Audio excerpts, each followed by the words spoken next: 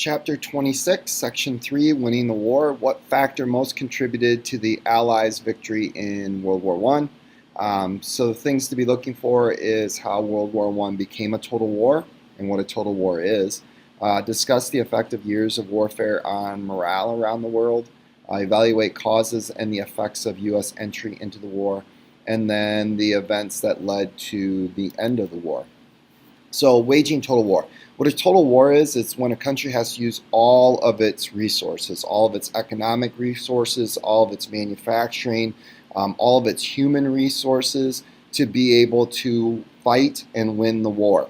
And so when we look at the economies, one of the things economically is conscription. These countries need to draft people into their armies so that they have a big enough army to be able to continue to fight the war.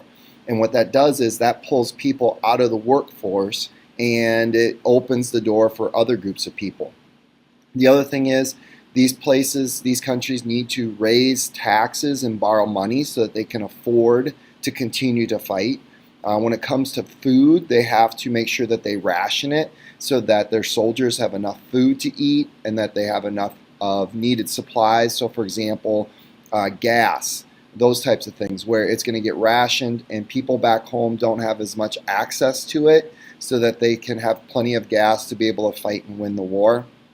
The other thing is to try and prevent the economy from totally going into the tank. They're going to set prices and they're going to have price control. They're going to have wage control. They're going to outlaw strikes because everybody needs to be 100% in the war effort.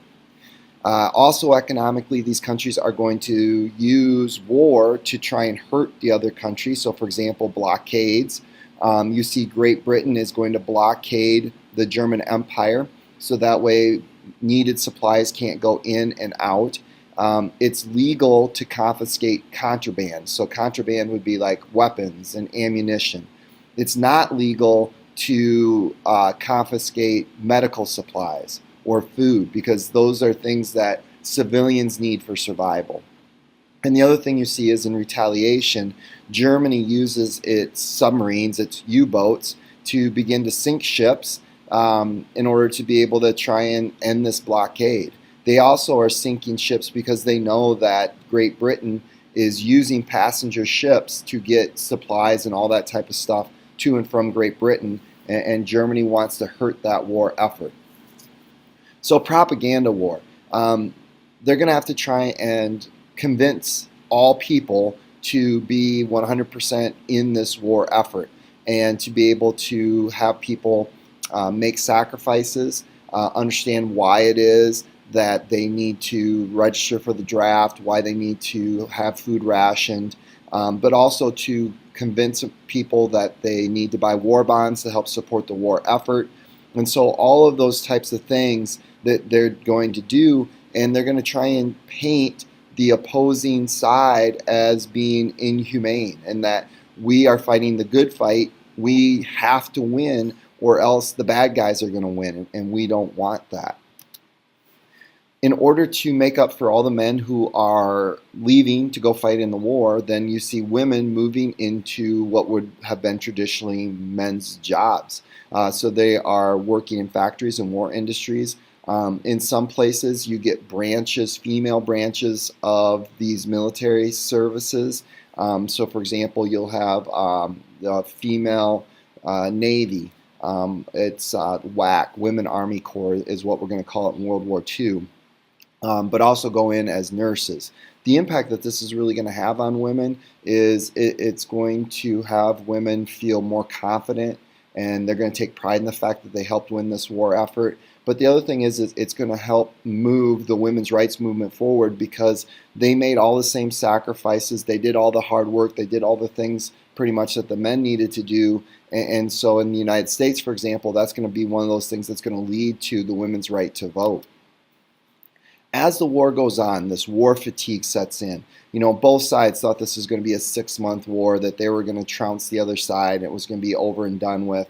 But what's happening is back home, the list of dead and wounded is growing. The sacrifices that they're making in terms of giving up food and the rationing and and all of those types of things is really taking a toll on morale. And this is particularly bad in Russia. In this section 5, it's going to talk about the Russian Revolution. This is what's going to kind of bring down the Tsar, because the Russian people are suffering immensely. They didn't have the proper weapons needed to fight this new modern war, and so they have extremely high death tolls.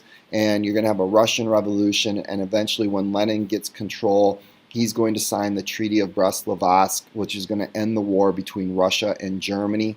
And for Germany, this is a godsend, because there's no more going to be a two-front war. They can take all of their troops from the Eastern Front, they can move them to the Western Front, and hopefully they're going to be able to win the war shortly.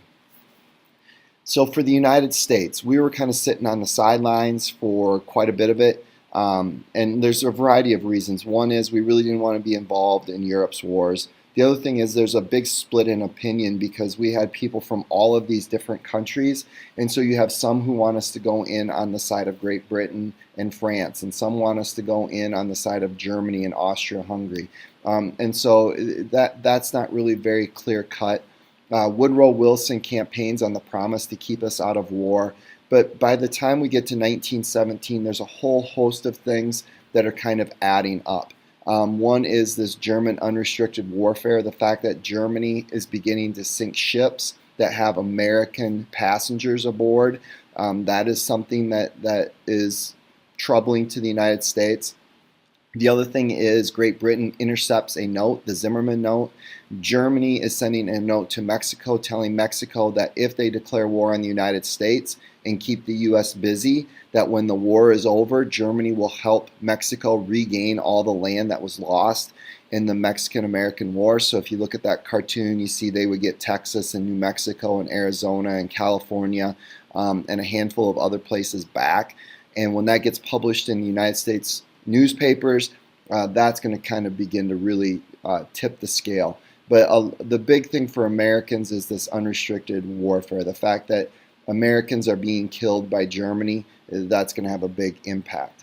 So April 1917, the U.S. declares war. Troops begin arriving in 1918, and we're showing up right when Russia has dropped out. And so we're entering at a very important critical point in the war. And that's what's going to help eventually win the war. For Wilson, part of the reason why he wants to get involved is he has a plan for what he believes will be lasting peace. And this is what the 14 points are. And I've taken those 14 and kind of bulleted them into the key parts. But free trade, limiting arms, ending of secret treaties and alliances, allowing countries to determine for themselves what kind of governments they're going to have. And probably the biggest thing is this League of Nations, a place for countries to settle its disputes. So in March of 1918, the Germans are going to launch this huge offensive and hopefully end the war, especially before American troops really begin to arrive in big numbers. The Allies are able to kind of keep that offensive from being able to accomplish all of its goals, and then as the Americans are coming in, they start to push the German line back, and eventually over the course of the next few months are going to help win the war.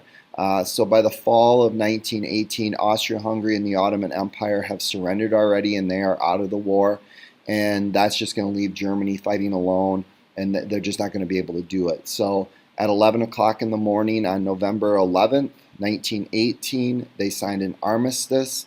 And that's going to be what we celebrate for a long time as Armistice Day until after World War II. Then that's going to become Veterans Day. So that's where the origins of that came from.